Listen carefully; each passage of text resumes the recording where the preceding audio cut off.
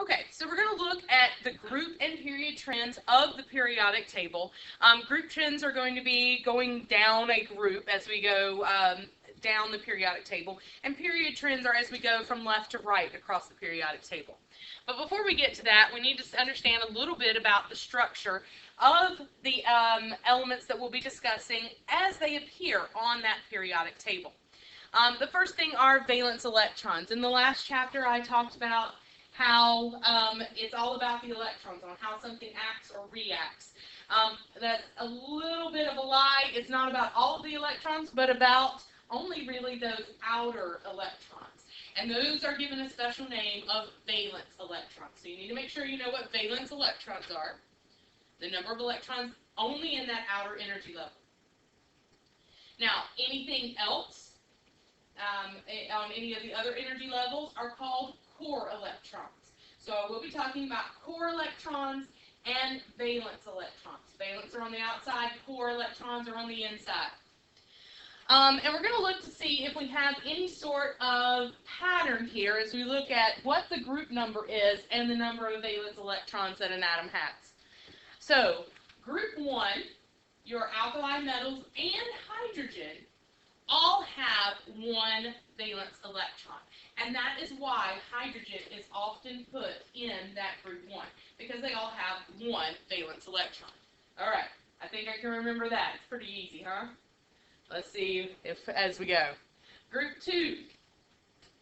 Group 2, group 2 is called your what? Alkaline earth metals. And they are all going to have 2 valence electrons. Okay, that's pretty easy. 3 through 12, and those are your what? Transition metals, good. They are variable, and we'll get to that a little bit more when we look at writing chemical formulas and kind of fill that in later. Now we go to group 13, which is our boron family. Well, it's a little different here. Group 13 has 3 valence electrons.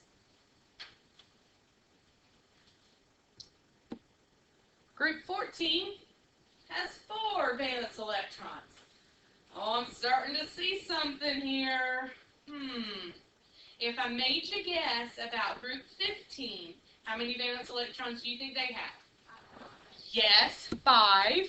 Fantastic. And group 16, the oxygen family? 6. And group 17, which is what family? Halogens, good. And they're going to have 7. And group 18, all except for helium, have 8 valence electrons.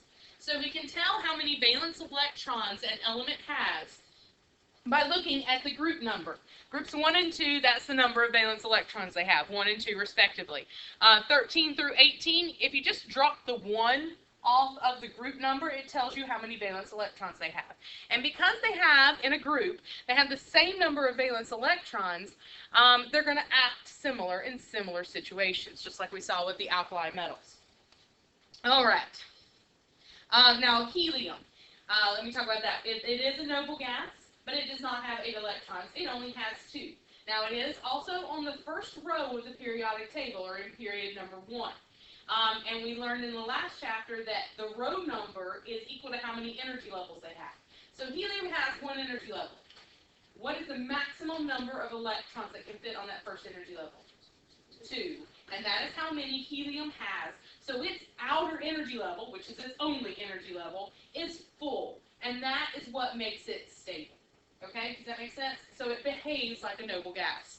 All the rest of them, though, do have 8. Now, on the paper I gave you about the element groups, what 2 do I list as very reactive?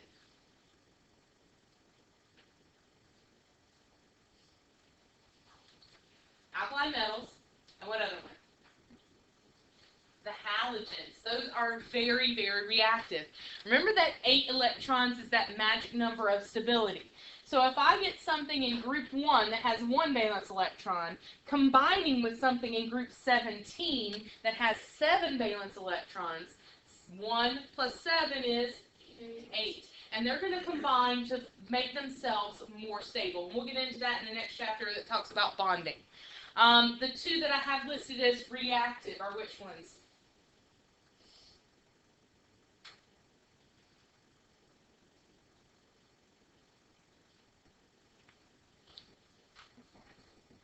Alkaline earth metals and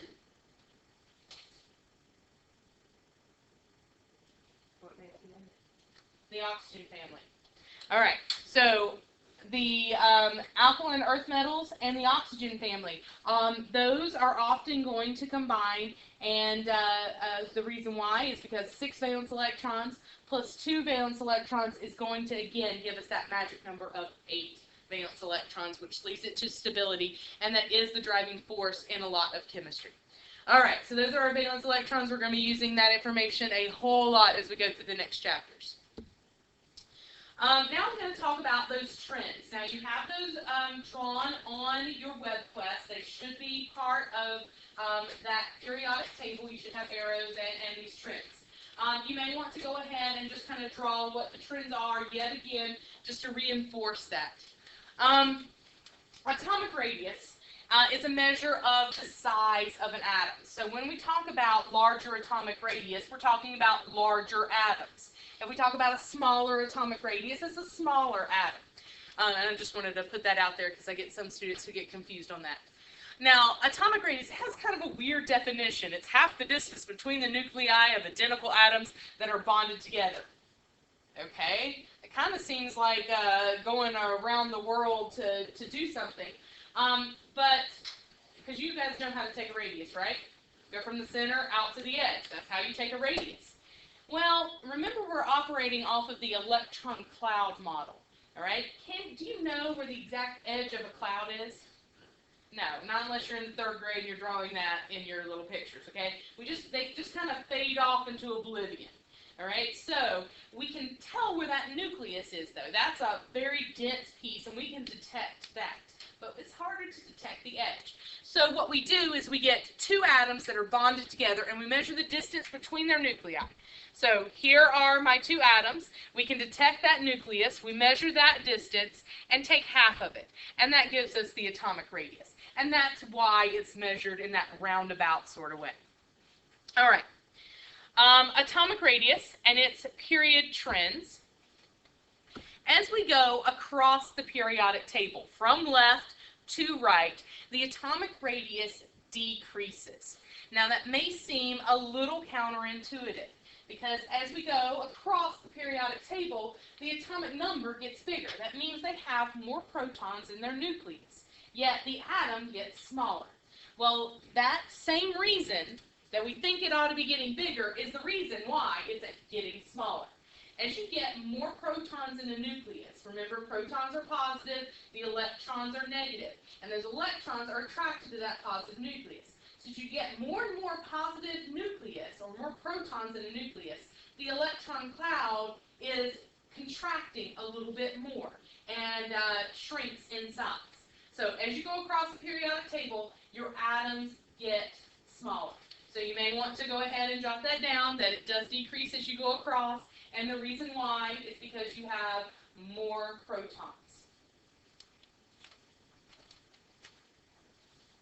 We also fancy that up a little bit and call it a greater nuclear charge. The charge of the nucleus is more positive.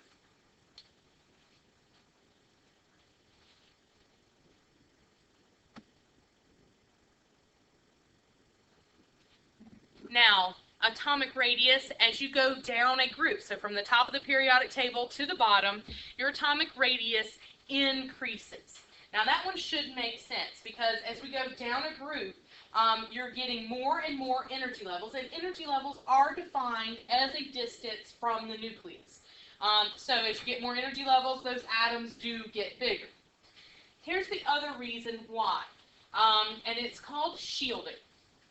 So I'm going to stand here in the corner of the room, and I'm going to be the nucleus. And you guys are the rest of the atom, all right? And you're sitting in rows, and you're going to be the rows are my energy levels, and you guys are my electrons, all right? The ones that are close to me feel the full power of my attractiveness as a nucleus, all right? Because they're just so close. and oppositely charged. But on those outer energy levels, and here we have quite a few, those valence electrons way out there don't feel the full attractiveness of me as a nucleus because of all these other electrons in the way. They are shielding the valence electrons from my attractiveness as a nucleus. Does that make sense? Okay, so the reason atomic radius increases as you go down is you get more energy levels, so you have more shielding. And that's what I would expect you to know about atomic radius.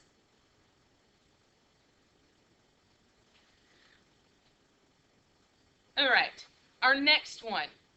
Another thing to talk about atomic radius. Sometimes it helps to know this. Others, we can look and see where our large atoms are going to be located.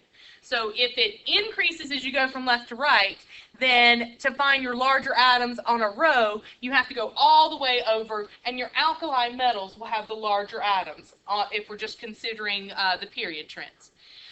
Your atomic radius increases as you go down a group. So in that bottom left corner, francium, cesium, those are gigantic atoms. Those are really large atoms. And your small atoms are located in the opposite corner, the upper right-hand corner. So fluorine and helium, those are tiny, tiny atoms. And that sometimes just having that little bit of knowledge can help you when you have to put different elements in order according to size.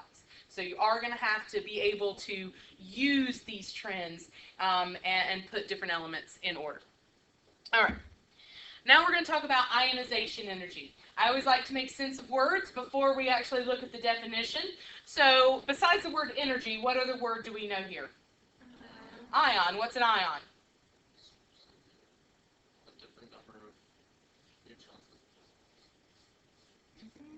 It's an isotope. What's an ion? Different charge because it's gained or lost electrons. All right, so ionization energy is the energy it takes to make an ion. It's the energy it takes to remove one electron.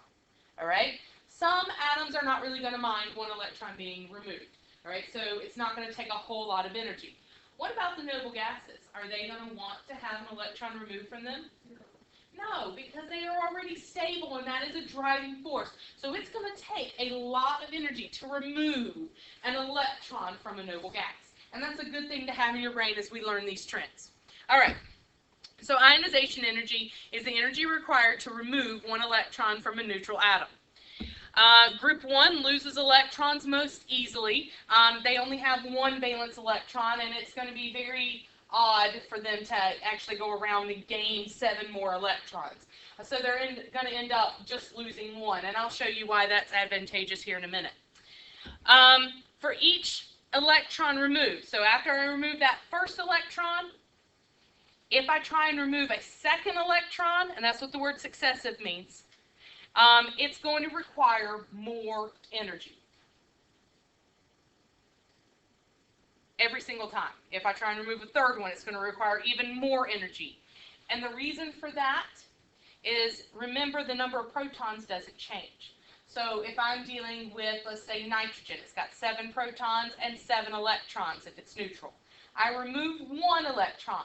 I still have 7 protons. And so the 6 remaining electrons that are left are going to be held with a little more attractive force, because now it's 6 negatives attracted to 7 positives. All right, so it's going to require even more energy to remove that next electron, and so on and so forth. Okay, so let's look at the trends for ionization energy. We already kind of discussed one of the period trends. As you go across the periodic table from left to right, the ionization energy increases. That means it's going to be really, really difficult to remove an electron, or require a lot of energy to remove an electron from a noble gas or a halogen. Halogen have 7. They don't want to lose 1. They want to gain 1 so that they can be stable with 8. The ionization energy decreases as you go down a group. And again, the reason for this ionization decreasing has to deal with that shielding. All right? The elements that are close, or the electrons that are closer to the nucleus, are more attracted to it. But when we have lots and lots of energy levels, like in large atoms, there is a lot of shielding that goes on, and those outer electrons are more easily removed because they're not as attracted to the nucleus. Does that make sense? Now, this is the trend for first ionization energy. So all right, electron affinity is another one of your trends, and this is back on the front of that paper I gave you. If I have an affinity for ice cream, what does that mean?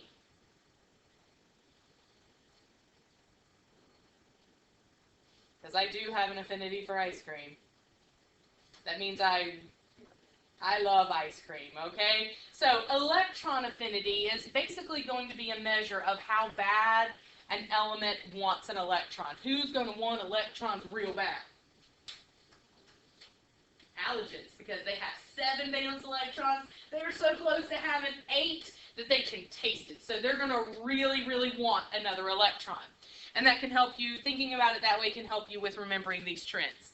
Now, electron affinity is measured by the energy change that occurs when an electron is acquired by a neutral atom. And when things give off a lot of energy, they are more stable. Think about it, if you're just going around school and then you go to the track and you run a couple of miles, okay? Are you going to be very hyperactive after that? No, you've expended all of your energy. You're going to be way more stable. All right? Same thing that happens with atoms. When they give off a whole lot of energy, the result or the product is more stable. So the halogens are going to gain electrons most readily or most easily. Now, there is a little bit of weirdness here that I have to explain with chemistry. We'll get used to it as we go through.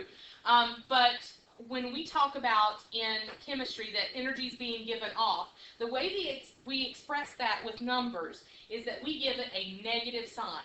All right? We say it's being given off, so it's negative.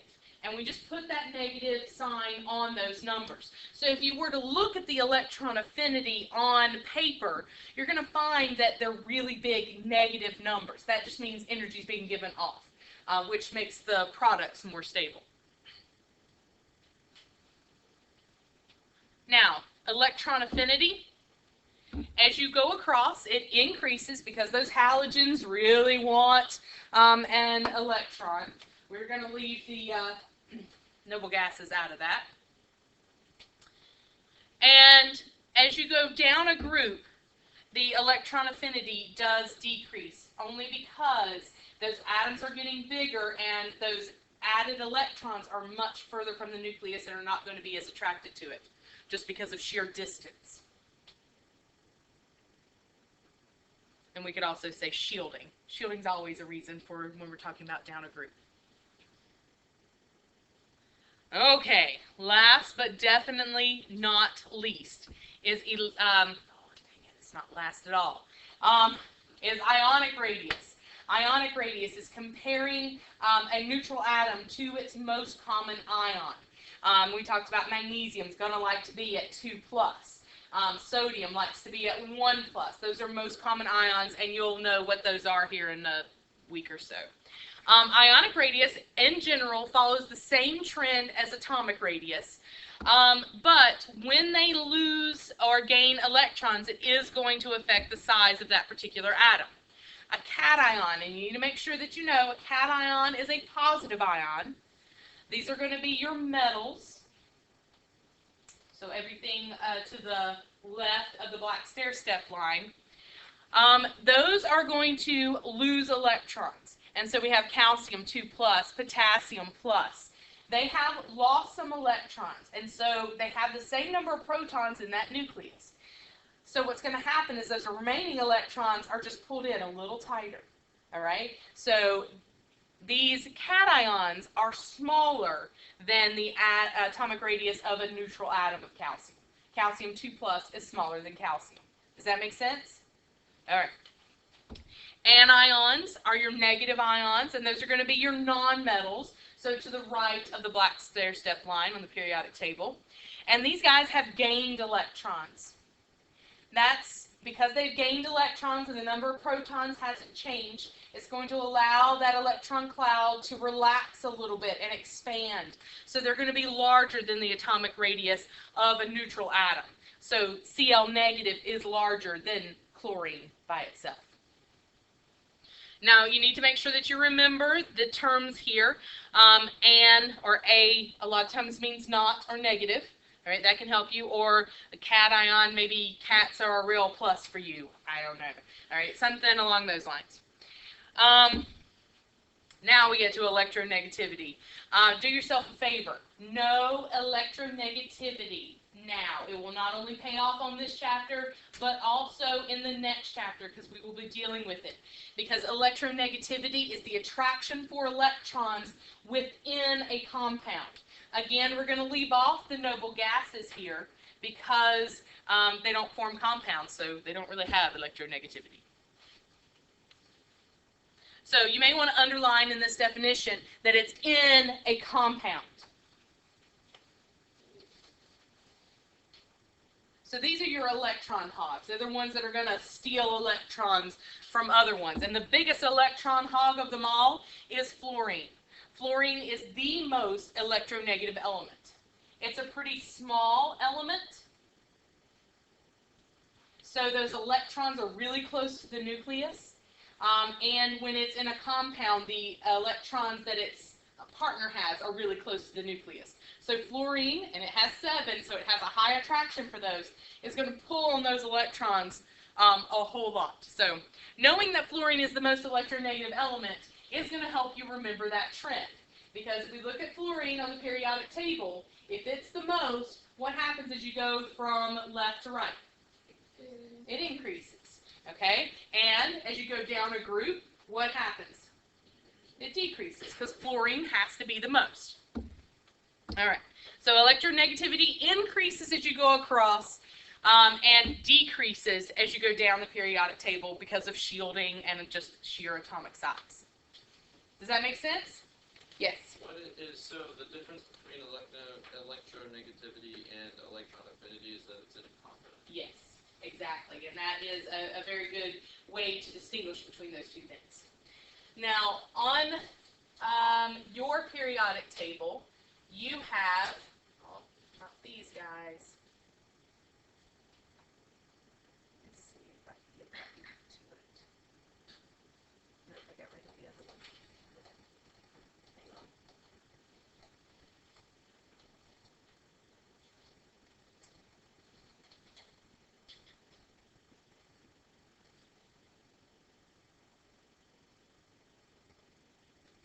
That's the one I want. You have these trends. Now, if you will look at those, and you have them written down on your paper, the radius ones are the ones that are opposite. All of the others, electronegativity, electron affinity, and ionization energy, all increase as you go across.